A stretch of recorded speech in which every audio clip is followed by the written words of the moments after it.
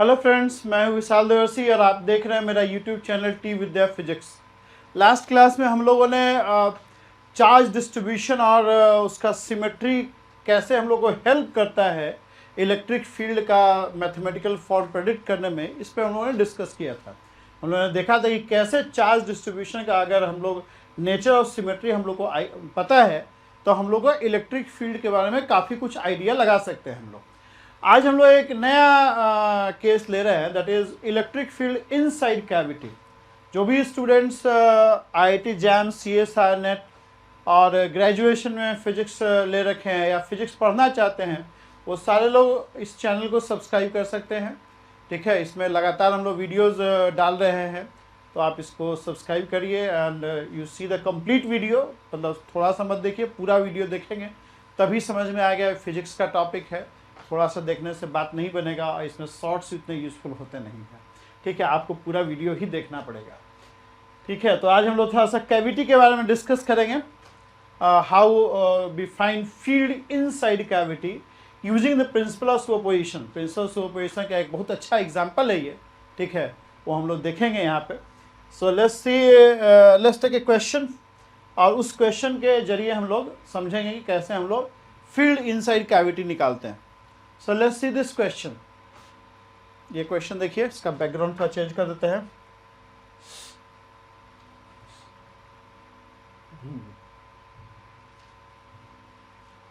ये क्वेश्चन देखो, तो क्वेश्चन क्या बोल रहा है?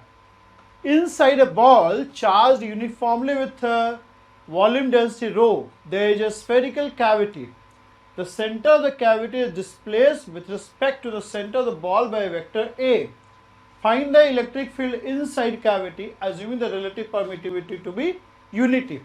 इस लाइन का मीनिंग हम लोग नेक्स्ट चैप्टर में देखेंगे, इसका क्या इंपॉर्टेंस होता है। अभी इसका जरूरत नहीं है हम लोग को। ठीक है, तो let's see this question, let's find out electric field inside cavity.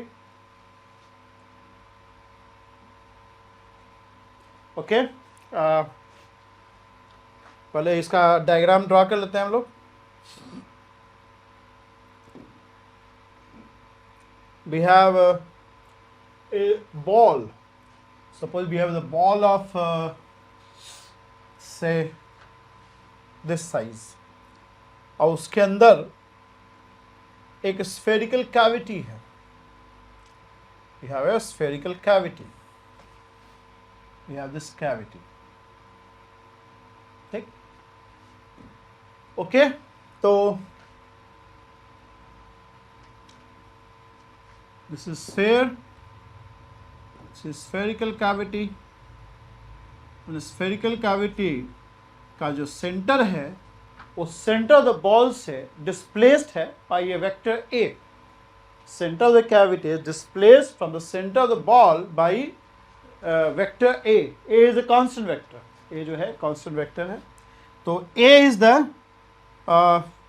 Vector from the centre of the ball to the centre of the cavity. अब आपको कैविटी में फील्ड निकालना है, मतलब हर जगह चार्ज है, हर जगह चार्ज है। यहाँ पे चार्ज नहीं है, यहाँ पे चार्ज नहीं। कैविटी का एग्जांपल आप देखे होंगे, जैसे पेपर वेट आप कभी यूज़ करते होंगे, तो पेपर वेट में देखो एयर बबल्स होते हैं, मतलब हर जगह मास रहता है, वहाँ पे मास नहीं रहता है, थोड़ा बढ़िया लगता है देखने में। ऐसे ही यहाँ पे एक चार्ज वैक्यूम है, हर जगह चार्ज है, हर जगह चार्ज है, बस यहाँ पे चार्ज नहीं है, यहाँ पे चार्ज नहीं है। ठीक, आपको इलेक्ट्रिक फील्ड इनसाइड कैविटी निकालना है।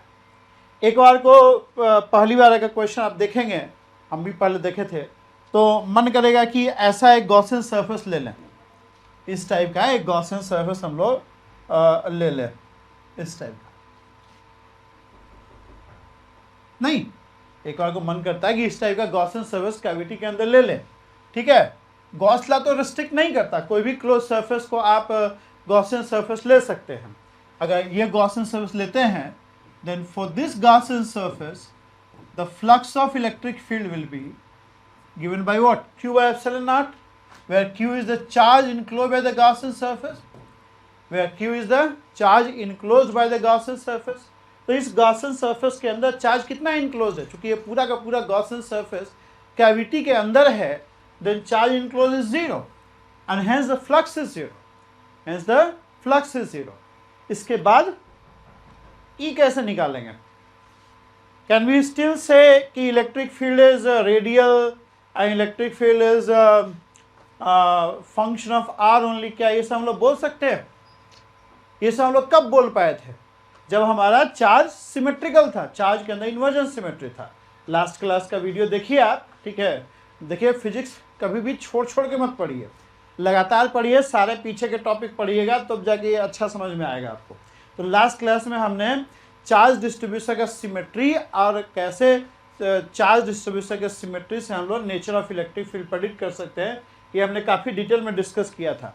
वहाँ हमने देखा था कि अगर चार्ज डिस्ट्रीब्यूशन के अंदर इन्वर्जन सिमेट्री होगा तो फील्ड के अंदर भी इन्वर्जन सिमेट्री होगा, और वहीं से हम लोग देखे थे कि अगर चार्ज डिस्ट्रीब्यूशन के इन्वर्जन सिमेट्री होगा तो फील्ड के अंदर भी इन्वर्जन सिमेट्री होगा, और inversion symmetry of the field से हम लोग ये कंक्लूड किए थे कि electric field will be function of R और electric field will be radial. लेकिन यहाँ पे आप देखिए, ये जो चार्ज डिस्ट्रीब्यूशन दिया हुआ है इसके अंदर कोई इन्वर्जन सिमेट्री नहीं है, इसके अंदर कोई इन्वर्जन सिमेट्री नहीं है। अगर कोई आर वेक्टर हम ड्रॉ करते हैं यहाँ से, if I draw any R vector, I don't have any charge over here, but I do have the charge at the tip of minus R vector. Minus R vector के tip पे हमारे पास charge है, ठीक है? Are vector के tip पे कोई charge नहीं है, बट माइनस आर वेक्टर के टिप पे चार्ज है, यानी इसके अंदर इन्वर्जन सिमेट्री नहीं है। चूंकि इन्वर्जन सिमेट्री नहीं है तो वो सब इंफॉर्मेशन भी नहीं अवेलेबल होगा कि E is radial and E is a function of R only. अब ई इज रेडियल से हम लोगों ने ये सब कंक्लूड किया था ना, E dot N is E is a function of R only, तो ई को बाहर निकाल लिए थे। तो ये सब चूंकि इंफॉर्मेशन अब होल्ड नहीं करेगा, इस वजह से आप इस इंटीग्रल को इवेल्युएट नहीं कर पाए, आप इस इंटीग्रल को इवेल्युएट नहीं कर पाएंगे, ठीक है? और जो पहले आप इवेल्युएट कर पाते थे, चूंकि चार्ज डिस्ट्रीब्यूशन के अंदर इन्वर्जन सिमेट्री था, फील्ड के अंदर भी इन्वर्जन सिमेट्री था, तो ये इंटीग्रल जो था ई इंटू समथिंग आ गया था, and then that something went on the right hand side and we got E, right? लेकिन यहाँ पे ऐसा नहीं है। अब यहाँ पे हम लोग ये भी नहीं बोल सकते हैं कि ई इज जीरो, नहीं बोल सकते ना, we can't say E is zero. If the flux is zero, E may or may not be zero. मतलब कोई इंटीग्रल अगर मान लो, सपोज करो कोई इंटीग्रल एफ डी एक्स है, if you have integral F D x equal to 0, can we say f is 0? It may or may not. F may be 0, f may not be 0. Vice versa true है, if f is 0, integral will be 0. But if integral is 0, f may or may not be 0. उसी तरह से यहाँ पे electric field may or may not be 0, और ये हम लोग देखेंगे कि ये ऐसा केस है जहाँ पे फ्लक्स 0 होगा लेकिन इलेक्ट्रिक फील्ड 0 नहीं होगा। हम लोग देखेंगे अभी, we'll see in this case flux 0 है इस गॉसियन सरफेस के क्रॉस, लेकिन इलेक्ट्रिक फील्ड 0 नहीं होगा। अच्छा, दूसरी बात, ये Gaussian surface valid Gaussian surface, जैसे हम लोगों ने एक अजम्पशन लिया था, अजम्पशन क्या, हम लोगों ने एक पॉइंट्स नोट किया था कि the Gaussian surface should be symmetrical to charge distribution. क्या ये Gaussian surface symmetrical to charge distribution है? नहीं है। ये Gaussian surface symmetrical to cavity है। इनफैक्ट चार्ज अपने आप में ही सिमेट्रिकल नहीं है। So how can you have a Gaussian surface symmetrical to a unsymmetrical charge distribution? ये चार्ज डिस्ट्रीब्यूशन खुद ही अनसिमेट्रिकल है। तो यहाँ पे एक राइट गॉसियन सरफेस चूज भी नहीं कर पाएंगे हम लोग, जहाँ पे हम लोग ये इंफॉर्मेशन पुट करके इसको फ्लक्स को इवेल्युएट कर पाए।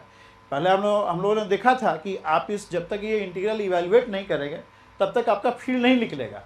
और इंटीग्रल इवेल्युएट करने के लिए हम लोग एक बढ़िया गॉसियन सरफेस चूज करते थे। वो बढ़िया गॉसियन सरफेस क्या होता था? That should be symmetrical to charge distribution, must pass to the point where you want to find the field. यहाँ पे सिमेट्रिकल गॉसियन सरफेस नहीं ले पाएंगे। क्यों? क्योंकि चार्ज अपने आप में ही सिमेट्रिकल नहीं है।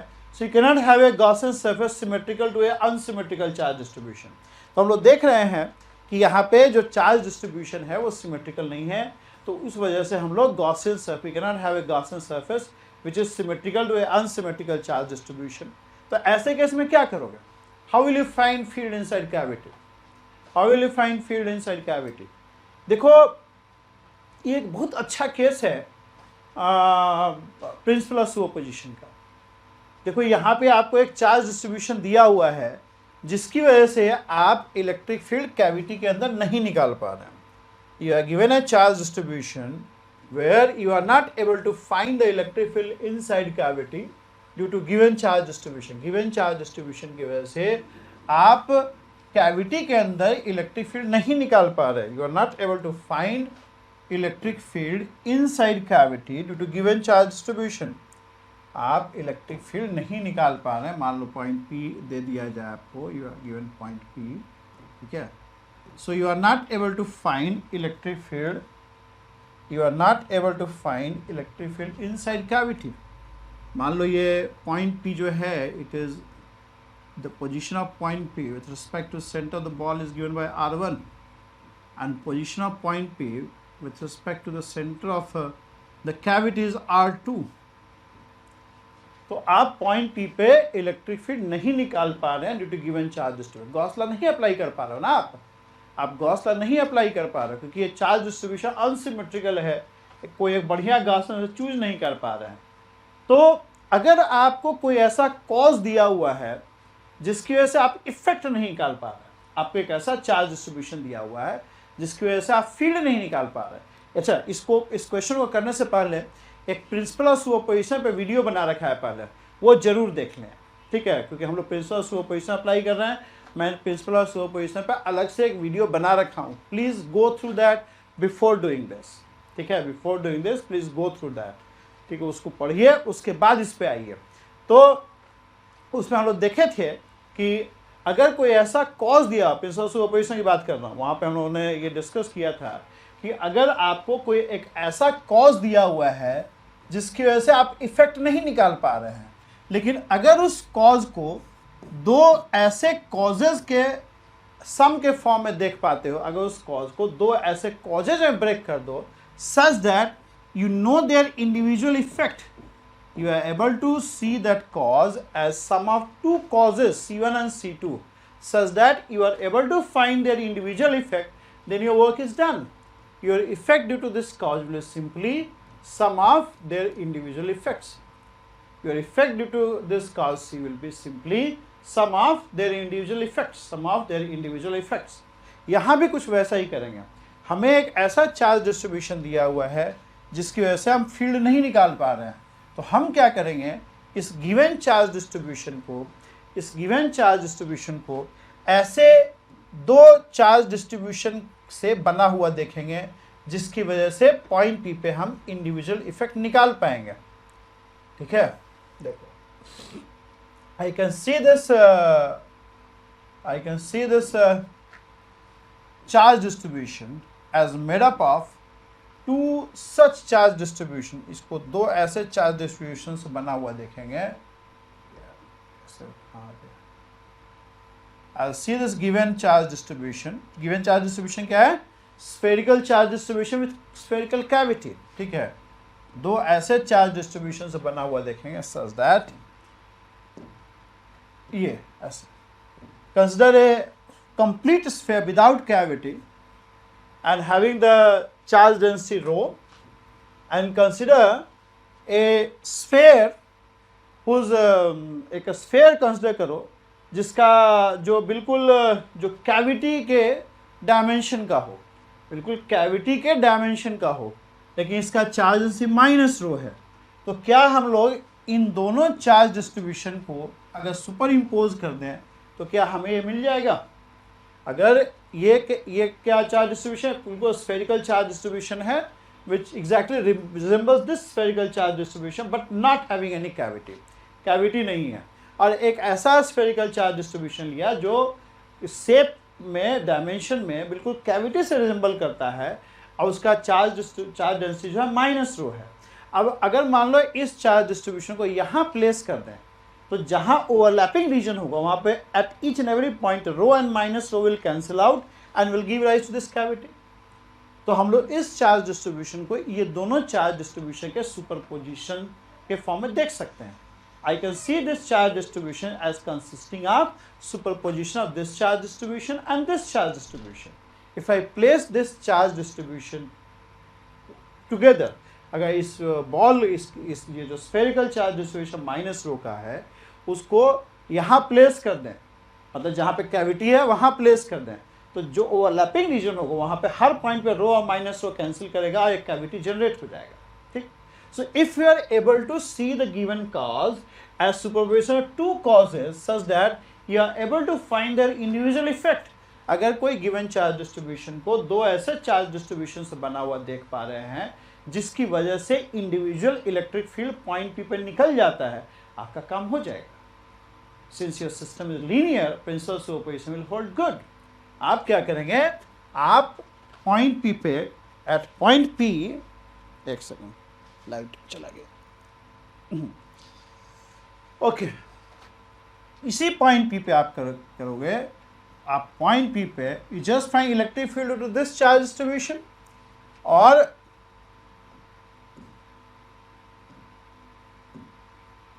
उसी पॉइंट पी पे आप इलेक्ट्रिक फील्ड निकाल लो इस चार्ज डिस्ट्रीब्यूशन की वजह से। जिस पॉइंट पी पे फील्ड निकालना है ना, इसकी वजह से उसी पॉइंट पी पे इनका इंडिविजुअल इलेक्ट्रिक फील्ड निकाल लो। यहाँ पे क्या हो जाएगा, मान लो इसका इलेक्ट्रिक फील्ड E1 है, सो इट वुड बी, ये निकाले हैं यार पहले जो है ना, पहले के वीडियोस में स्फेरिकल चार्ज डिस्ट्रीब्यूशन की वजह से फील्ड इनसाइड क्या होता है वो निकाले हैं, रो r/3 एप्सिलॉन नॉट होता है। इसकी वजह से क्या हो जाएगा भाई,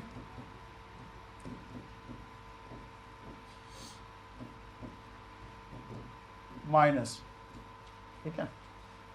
तो electric field at point P to this charge distribution is E1, इसके वजह से E2 हो गया।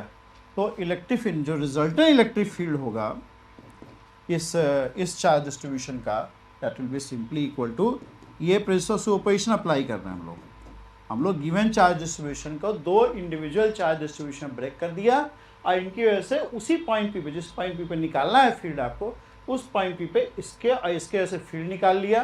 तो चूंकि इन दोनों को सुपरपोजिशन करके ये चार्ज डिस्ट्रीब्यूशन बन जा रहा है, तो अगर इलेक्ट्रिक फील्ड पॉइंट पी पे निकालना है तो आप क्या करेंगे, इसके वजह से पॉइंट पी पे इलेक्ट्रिक फील्ड निकालेंगे, इसके वजह से पॉइंट पी पे इलेक्ट्रिक फील्ड निकालेंगे, और दोनों को ऐड कर देंगे। So that will give you the electric field at point P inside cavity. ये आ जाएगा रो r1 by minus rho r2 by, ठीक, ये आ जाएगा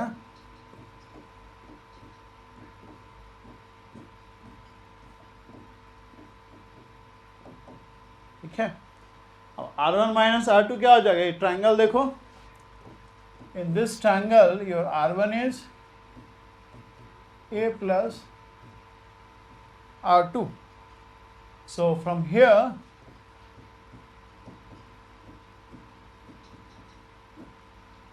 so that is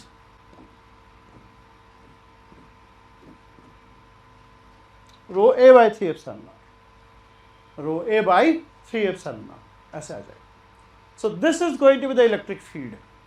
आप देखिए ये इलेक्ट्रिक फील्ड है constant electric field, because A vector एक कांस्टेंट वेक्टर है, A vector is a constant vector, ये बाकी तो सब स्केलर कांस्टेंट ही है, रो एप्सिलॉन सब कांस्टेंट ही है। तो इसका मतलब है कि electric field inside the electric field is uniform, electric field inside the cavity is uniform, A vector के अलोंग होगा।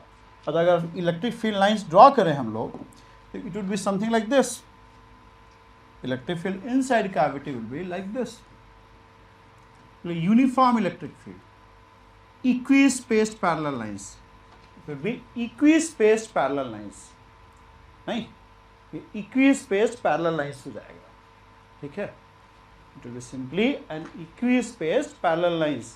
तो हम लोग देख रहे हैं कि यहाँ पे, अच्छा पहले एक गॉसियन सर्फेस चूज किया था, याद करो एक इस टाइप का गॉसियन शुरू में लिया था ना,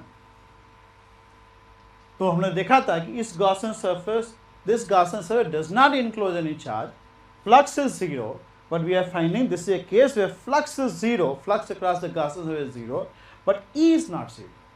ये केस था जिसमें हम लोग देख रहे थे कि फ्लक्स जीरो है लेकिन इलेक्ट्रिक फील्ड जीरो नहीं है, ठीक है, फ्लक्स जीरो है लेकिन इलेक्ट्रिक फील्ड जीरो नहीं हो रहा है। अच्छा फ्लक्स इज जीरो, एक दूसरे तरीके से भी हम इसको देख सकते हैं, थोड़ा सा इस चीज़ को मैग्नीफाई करके देखा जाए, जस्ट मैग्नीफाई दिस, ठीक है, इसको थोड़ा मैग्नीफाई करके देखते हैं। मतलब we are trying to understand कि flux is zero but E is not zero, एक दूसरे तरीके से भी देखने का कोशिश करते हैं हम लोग। ठीक है, ये हम लोग का ये दे रखा है।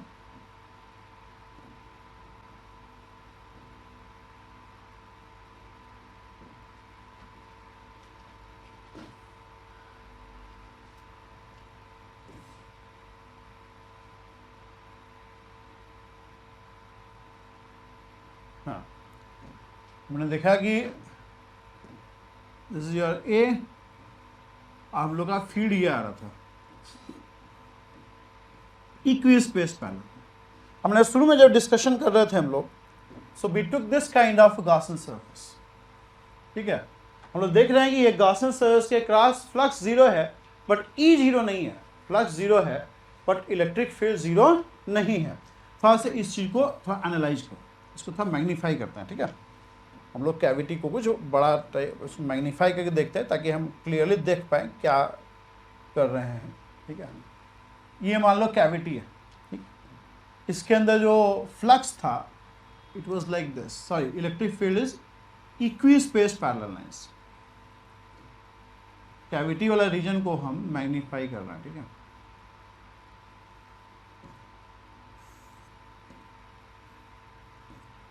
ऑलराइट, अब हम लोग ये गॉसियन सरफेस ले रहे हैं। देखो स्फीयर नहीं दिख रहा है।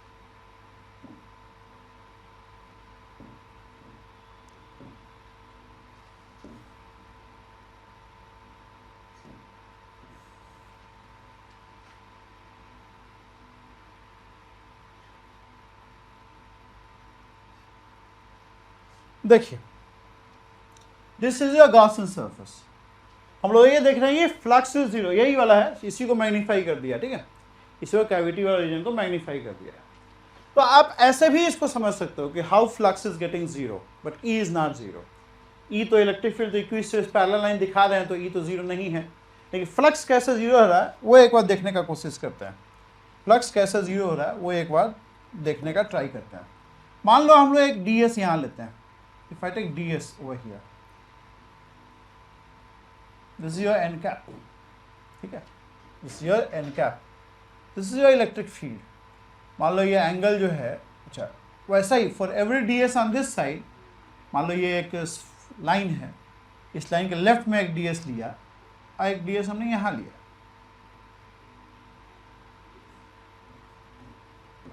ठीक है, तो यहाँ पे देखो दिस इज इलेक्ट्रिक फील्ड, ये एंगल मान लो थीटा है, तो यहाँ पे ये एंगल कितना हो जाएगा, ये एंगल थीटा है तो ये एंगल भी थीटा होगा फ्रॉम द सिमेट्री। तो यहाँ पे ई और एन के बीच एंगल क्या हो जाएगा, पाई माइनस थीटा। तो यहाँ पे फ्लक्स कितना आ रहा है, यहाँ पे राइट साइड में देखो, E dot N D S is how much, that is going to be E cos theta into D S. यहाँ पे E dot N D S क्या हो जाएगा, दिस इज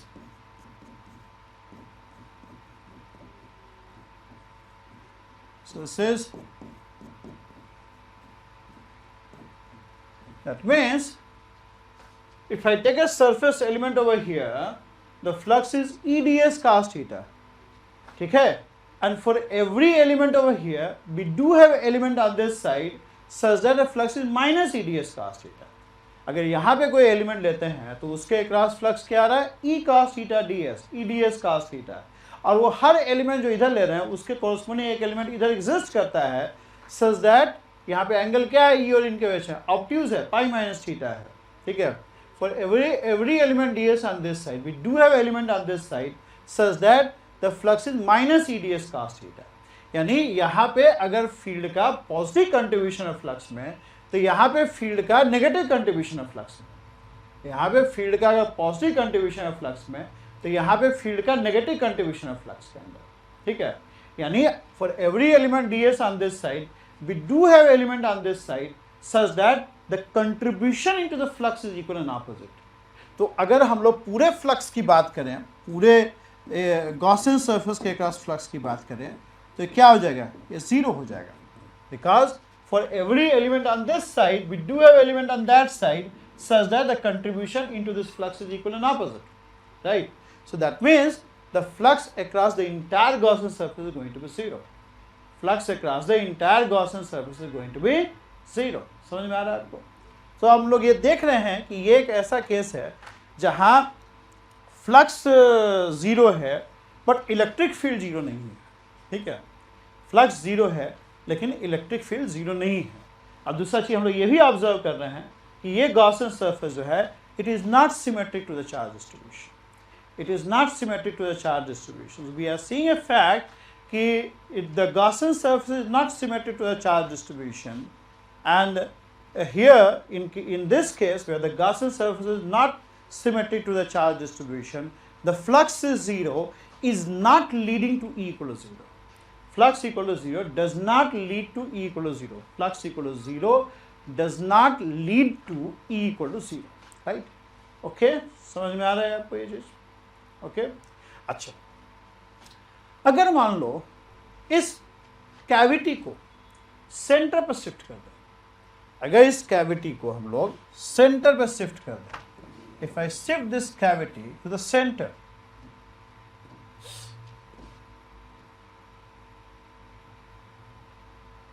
अगेन वही गॉसियन सरफेस कंसिडर करो, consider same Gaussian surface. अब क्या होगा देखो, अभी भी फ्लक्स इक्वल टू 0 है बट सेंटर पे शिफ्ट करने से क्या हुआ, सेंटर से सेंटर पे शिफ्ट करने से अब ये चार्ज डिस्ट्रीब्यूशन पूरा का पूरा सिमेट्रिकल हो गया।